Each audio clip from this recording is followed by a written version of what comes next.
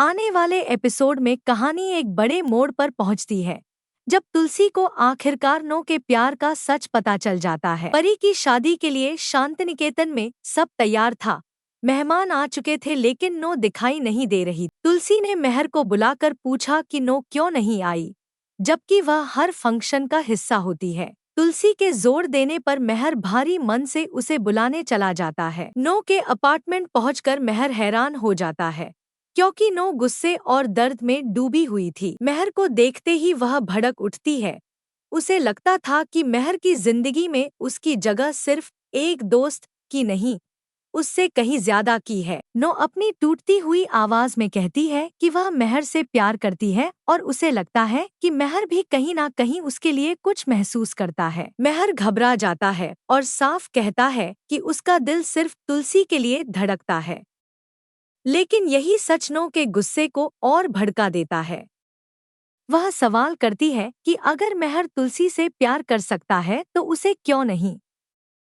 इसी भावनात्मक उबाल में नो चिल्लाती है, अगर तुम तुलसी से प्यार करते हो तो मुझसे क्यों नहीं कर सकते। और ठीक उसी पल दरवाजे पर खड़ी तुलसी यह सब सुन लेती है।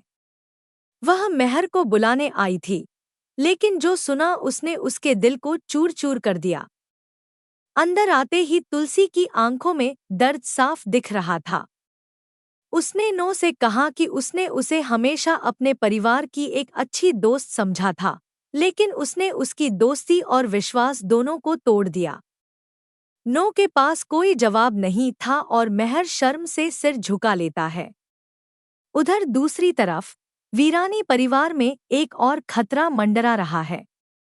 परी की शादी की तैयारियों के बीच रणविजय अपनी असली चालें चल रहा था। अंगद ने उसकी खतरनाक बातचीत सुन ली, जिसमें वह कह रहा था कि शादी उसके लिए सिर्फ पहला कदम है, उसका असली मकसद वीरानी परिवार की संपत्ति हथियाना है।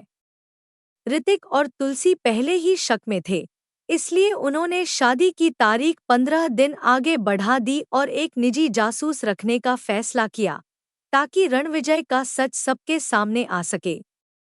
इसी बीच रमन के गलत मजाकों से मेहर परेशान हो जाता है और नो और मेहर के बीच बढ़ती दूरी भी सबकी नजरों से छिप नहीं पाती। अंगद नई नौकरी शुरू करता है, लेकिन उसकी किस्मत उसे एक और मुश्किल में डाल देती है।